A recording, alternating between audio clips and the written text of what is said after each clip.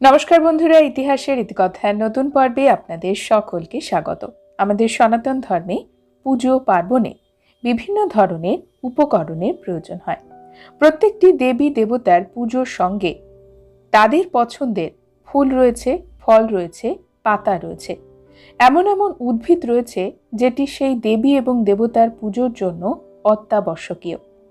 যেমন মা লক্ষ্মীর পুজোর জন্য আমরা কলা পাতা ব্যবহার করি।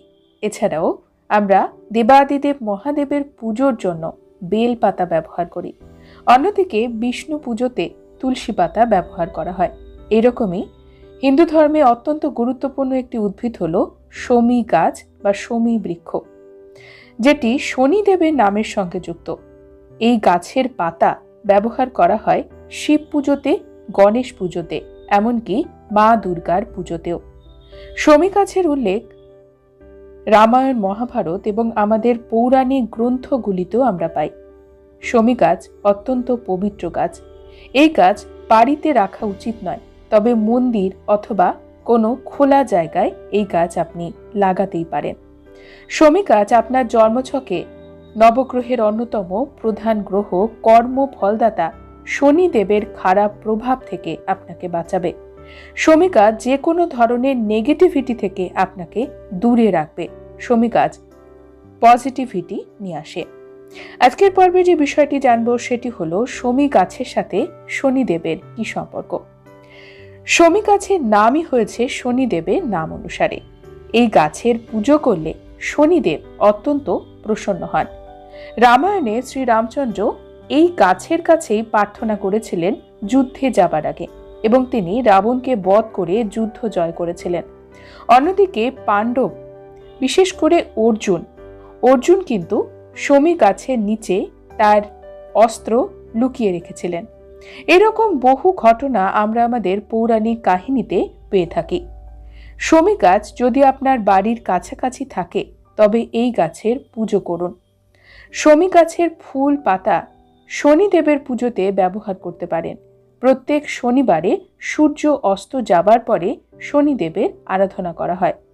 সূর্যদেব এবং তার স্ত্রী ছায়া দেবের পুত্র হল শনিদেব, তাই তাকে ছায়া নন্দনও বলে। সূর্য অস্ত যাবার পরেই তার আরাধনা করা হয়।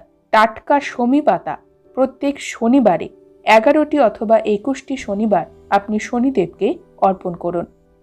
আপনার যদি শনির দশা চলে, শনির 7.5, শনির ঢাইয়া চলে, আপনার জন্মছকে তার খারাপ প্রভাব থেকে আপনাকে বাঁচাবে এই শমী বৃক্ষ। শনিদেবের খারাপ প্রভাবে জীবনে আসে দারিদ্র যোগ। এছাড়াও রোগ শোকে জর্জরিত হয় মানুষ। কর্ম করলেও তার সঠিক ফল সে পায় না। প্রচুর পরিশ্রম করলেও দারিদ্রতা তার পিছু ছাড়ে না। এইরকম ক্ষেত্রে শমী গাছের আরাধনা করুন প্রত্যেক শনিবারে। শমী গাছের নিচে আপনি একটি ঘিয়ের প্রদীপ জ্বালাতে পারেন অথবা সর্ষের তেলের প্রদীপও জ্বালাতে পারেন। শনিদেবকে টাটকা শমী পাতা দিয়ে পুজো করতে পারেন। আপনার জীবনে সুখ সমৃদ্ধি আসবে, শান্তি বজায় থাকবে। শমী গাছ বাড়িতে লাগাতে নেই। শমী গাছ বাড়ির বাইরে কোনো ফাঁকা জায়গায় অবশ্যই লাগান, এতে বাস্তু দোষ কাটে। শমী গাছ সুখ সমৃদ্ধি যেমন আনে, সেই রকম নেতিবাচকতাকেও দূরে রাখে। শনিদেবের মা ছিলেন দেবী ছায়া। শনিদেব যখন গর্ভে ছিলেন তখন দেবী ছায়া দেবাদিদেব মহাদেবের আরাধনা করতেন। এই কারণে বলা হয় শনিদেবও তার জন্মের পরে শিব আরাধনায় যুক্ত হয়েছিলেন, এবং শিবই হলেন শনিদেবের উপাস্য দেবতা। দেবাদিদেব মহাদেবের পুজো করলেও শনিদেব সন্তুষ্ট থাকেন। এই কারণে আপনি প্রত্যেক সোমবারেও শমী পাতা দিয়ে মহাদেবের অর্চনা করতে পারেন। শমী পাতা আপনি চন্দনের সাথে মিশিয়ে মহাদেবকে অর্পণ করবেন। গঙ্গা জলের সাথে অর্পণ করতে পারেন। এছাড়াও মধু দিয়েও শমী পাতা অর্পণ করতে পারেন। কালো তিল ব্যবহার করেও শমী পাতা অর্পণ করতে পারেন।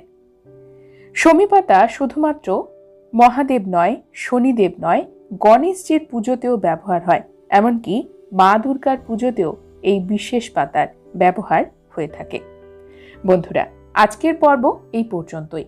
পরবর্তী পর্বে নতুন একটি বিষয় নিয়ে আপনাদের সঙ্গে কথা হবে। ততক্ষণ সকলে সুস্থ থাকুন, ভালো থাকুন, আর পুরো ভিডিওটি দেখার জন্য আপনাদের অসংখ্য অসংখ্য ধন্যবাদ।